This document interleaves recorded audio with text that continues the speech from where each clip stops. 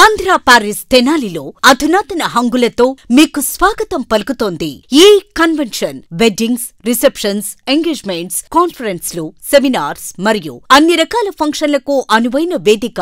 ఈ convention function hall AC, RTC bus stand out gate ఎదురు, Tenali. Cell number 7288566666.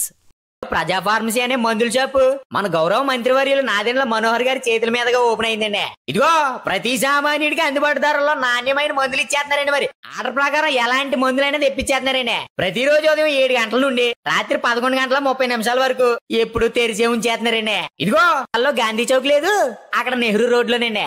ఇదిగో మర్చిపోండి, చాలా తక్కువ రేట్లకే నాణ్యమైన మందులు ఇచ్చేస్తున్నారు. ఉంటారండి మరి. తెనాలికి చెందిన బొల్లిమంతు శివరామకృష్ణ ఫౌండేషన్ ఆధ్వర్యంలో తెలుగు సాహితీ సాంస్కృతిక మహోత్సవాలు ఘనంగా ముగిశాయి. కొత్తపేటలో ఉన్నటువంటి తెనాలి రామకృష్ణ కవి కళాక్షేత్రంలో శని ఆదివారాల్లో 2 రోజుల పాటు ఈ ఉత్సవాలు కూడా ఎంతో కోలాహలంగా జరిగాయి.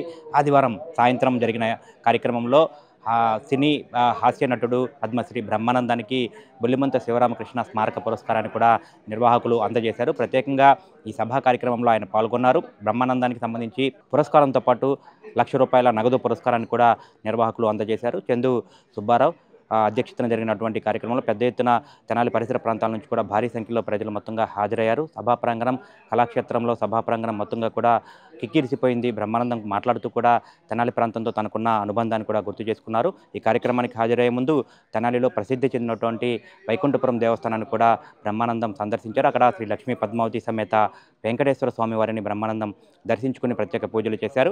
ఆలయ అధికారులు ఆయనకు ప్రత్యేకంగా పూర్ణ కుంభంతో స్వాగతం పలికి వేద ఆశీర్వచనాలు కూడా వేద పండితులు అందజేశారు. తెనాలి ప్రాంతంతో తనకున్న అనుబంధాన్ని ఆయన ప్రత్యేకంగా గుర్తు చేసుకున్నారు. ఈ సందర్భంగా ఇంతటి కార్యక్రమాన్ని ఏర్పాటు చేసినటువంటి నిర్వాహకులు బొల్లిమంత శివరామకృష్ణ ఫౌండేషన్ నిర్వాహకులందరినీ కూడా ప్రత్యేకంగా ఆయన అభినందించారు. చందు సుబ్బారావు, బొల్లిమంత కృష్ణ మాస్టారు, చందు సాంబశివరావు, అట్లాగే తెనాలి తహసీల్దార్ గోపాలకృష్ణ, ఆలపాటి కృష్ణ సందీప్, నాటక అకాడమీ చైర్మన్ గుమ్మడి గోపాలకృష్ణ, వీరందరినీ కూడా ఆయన ప్రత్యేకంగా బ్రహ్మానందం అభినందించారు. తెనాలి రావడం తనకు సంతోషంగా ఉందని సందర్భంగా తెలియజేశారు. మొత్తంగా ఓవరాల్గా ఈ కార్యక్రమం మొత్తంగా కూడా ఎంతో కోలాహలంగా జరిగింది. 2 రోజుల పాటు ఈ తెలుగు సాహితీ సాంస్కృతిక మహోత్సవాలు ఎంతో ఘనంగా అయితే జరిగి ఈరోజు సాయంత్రంతో ముగిశాయి.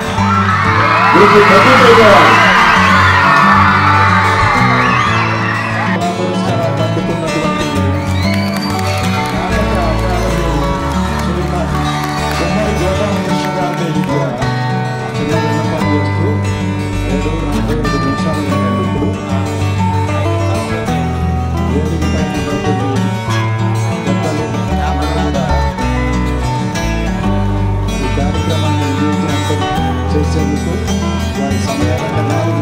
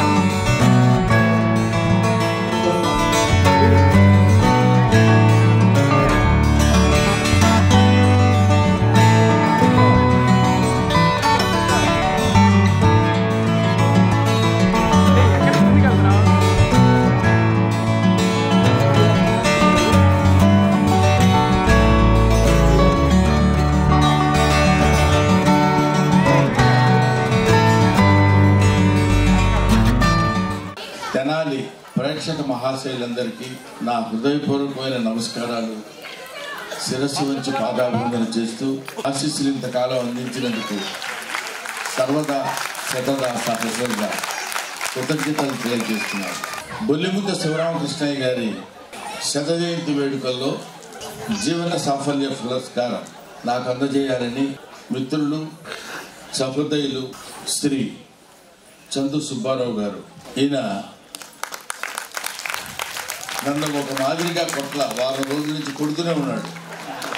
కానీ మనకు కొడుతున్నట్టు తెలియదు, వచ్చిన ప్రాబ్లం అది. అది బాగా మాట్లాడాడు కదా అనుకుంటాం. పొద్దున్న 5:30కి లేచి 6 గంటలకు స్నానం చేసి బండి ఎక్కేటట్టు కొడతాడు. అది అలాంటి కార్యదీక్షాపరుడు కాబట్టి ఇంత అద్భుతమైనటువంటి కార్యక్రమాన్ని, కళాత్మకమైనటువంటిది, సాంస్కృతికమైనటువంటి కార్యక్రమాలు నిర్వహిస్తూ ఒక అద్భుతమైనటువంటి కార్యక్రమాన్ని 20 సంవత్సరాలుగా, 1 కాదు 2 కాదు, ఏదో మన ఇంట్లో పెళ్లి జరుగుతుంటేనే వాళ్ళని తిట్టి వీళ్ళని తిట్టి నాన్న మీద వర్తం చేసాడు కొట్టుకొని ఇంటి కొట్టుకొని ఏం చెప్పాను నీకు అంటాడు. అక్కడ మన పెళ్లిళ్ళలో కూడా గబుక్కున అది తీసుకురాను అనుకో ఏది అంటాడు. మామూలుగా ఏది అనొచ్చు. అంటే ఆ రకమైనటువంటి ఆ స్థితి ఉండేటువంటి చిన్న చిన్న ఫంక్షన్స్ చేయాలంటే నేను ఉంటే ఇంత అద్భుతమైనటువంటి ఫంక్షన్ రసజ్ఞులైన ప్రేక్షకులందరినీ పిలిచి శ్యామశ్వరరావు గారు ఈ సభా నిర్వహణలో మీకు 1 నిమిషం టైం ఇచ్చానంటారు. ఆయనేమో గోపాలకృష్ణ గారు అంటే నేను అనుకుని లేచాడు. ఈయన ఈ కాస్త అవకాశం పోతుందేమో అని ఆయన అంటే కాబట్టి నేను వెళ్ళిపోయి బయట కొట్టుకున్నాను. మళ్ళీ గోపాలకృష్ణ అంటే ఆయనే పిలుస్తారండి అంటారేమో అని. ఇలాగా ఒక ఆద్యంతం అద్భుతంగా ఈ కార్యక్రమాన్ని నిర్వహించి అధ్యక్ష స్థానంలో ఉన్నటువంటి సాంబశివరావు గారికి నా హృదయపూర్వకమైన నమస్కారాలు.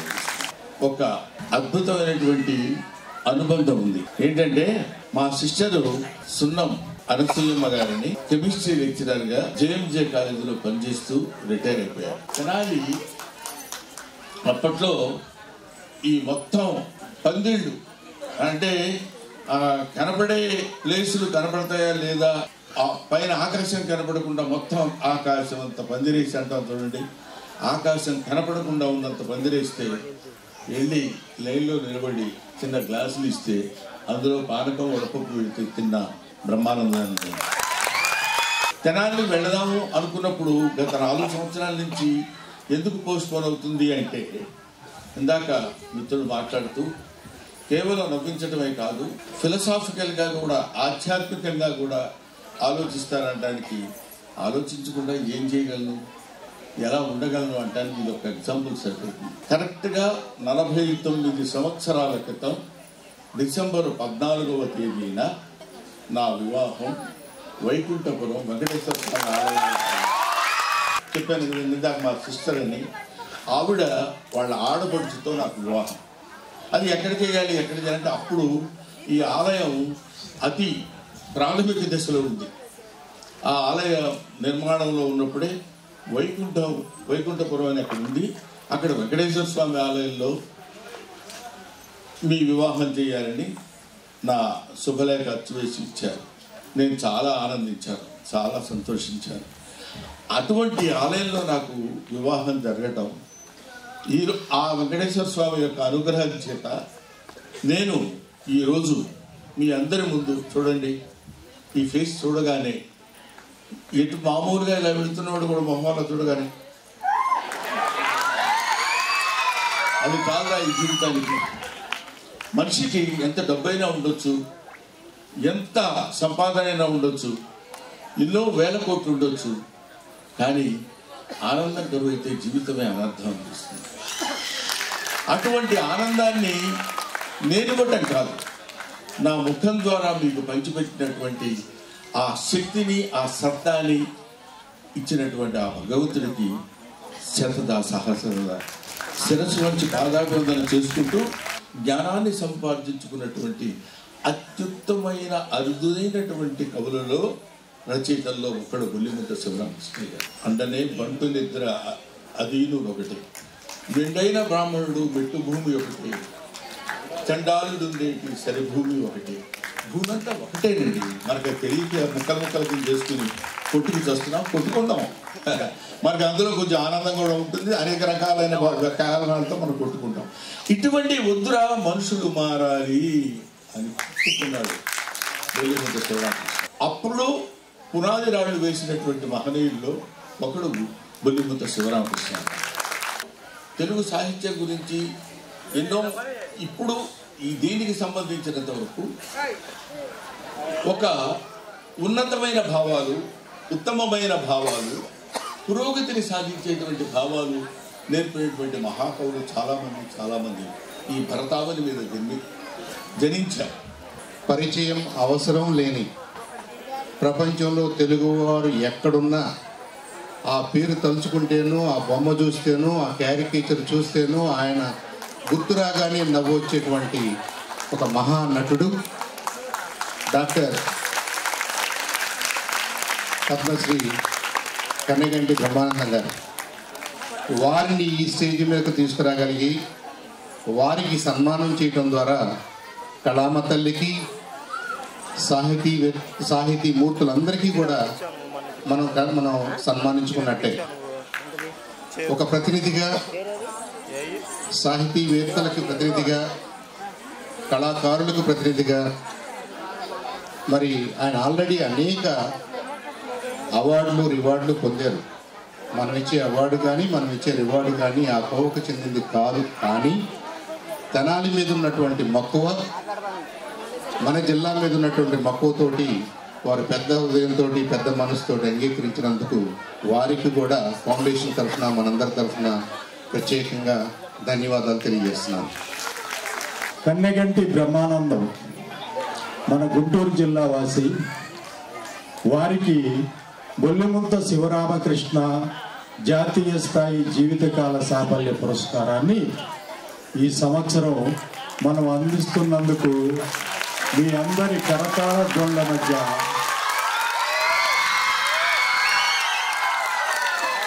ఫౌండేషన్ తరఫున మా సంతోషాన్ని వ్యక్తం చేస్తున్నాం. నన్ను ప్రత్యేకంగా సన్మానించాలి అని మీరు ఆలోచన చేసినందుకు, అది కూడా బ్రహ్మానందం గారి చేతుల మీదుగా, మేబీ లైఫ్లో ఇంకా రాదేమో అసలు ఇంక ఇలాంటి ఆపర్చునిటీ. 22 ఏళ్ళు ఉద్యోగ జీవితం పూర్తి చేసుకున్నా, 23వ సంవత్సరంలో ఉన్న 23 సంవత్సరాల తరువాత ఒక గొప్ప వ్యక్తి చేతుల మీదుగా ఒక మన తెనాలిలో, నాకంటే తెనాలంటే పిచ్చి ప్రేమ అండి. నాకు ఎప్పుడైనా ఎంత ఇష్టంగా అనిపిస్తుందో తెనాలి నీళ్లు తాగడం వల్ల ఏమో. అసలు ఈ కళలు మనం మాట్లాడుకుంటూ ఉంటాం కదా, శుభ్రం బ్రహ్మానందం గారిని డయాస్ మీద చూసి నవ్వుకుంటూ ఉంటాం కదా మనమంతా స్క్రీన్ మీద. ఎంత కష్టం అనిపించిందంటే రాత్రి నాకు రాయల వారి వేషం వేయించారు, నా చేత కిరీటం పెట్టారు. మొదటి పావు గంట బాగానే ఉంది, ఆ తర్వాత చూడండి తలనొప్పి వస్తుంది, నవ్వాలి. నాకు అర్థం కావట్లేదు, మేసి పెట్టి అనాలి మధ్యలో, కానీ ఇదంతా నొప్పిగా ఉంది. ఎంత కష్టం అండి, వాళ్ళు పడే కష్టం అంతా ఇంత కాదు. మనల్ని నవ్వించడం కోసం వారంతా కష్టపడుతున్నందుకు శిరస్సు వంచి ప్రణామములు. నమస్కారం అండి, పెద్దలందరికీ నమస్కారం. Thank you very much sir. Jandhyala గారిని కోటా గారు నేనే గొప్ప అనేటువంటి ఉద్దేశంతో మాట్లాడాడు కామెడీలో. కామెడీ, విలనిజం, క్యారెక్టరైజేషన్ అన్నిట్లోనూ నేనే గొప్ప అన్నాడు. నీకు మొగుడు ఇంకొకడు ఉన్నాడు, అది బ్రహ్మానందం కోట అన్నాడు జంధ్యాల గారు. ఇలాగే అన్నాడు, నీ మొగుడు కూడా ఉన్నాడు అది కోట అంటే ఇది విన్నాను నేను. సో ఎందుకంటే ఆయన మహానటుడే. అలాగే బ్రహ్మానందం గారు కమెడియన్గా కన్నా కూడా మరి క్యారెక్టరైజేషన్లో ఉన్నటువంటి పాత్రల్ని అప్పటికప్పుడే నవ్వుతూ ఏడిపించేటువంటి యొక్క సన్నివేశాలు అనేకమైన మనం చూసాము. అటువంటి మహానటుడికి నేను కూడా తెలుసు అంటూ నాకు అదృష్టంగా భావిస్తూ ఇంతసేపు నేను మాట్లాడేటువంటి అవకాశం నాకు ఇచ్చిన మా చందు సాంబశివరావు గారికి నమస్కారం పెడుతూ, ఎందుకంటే మనుషులు మర్చిపోకూడదండి.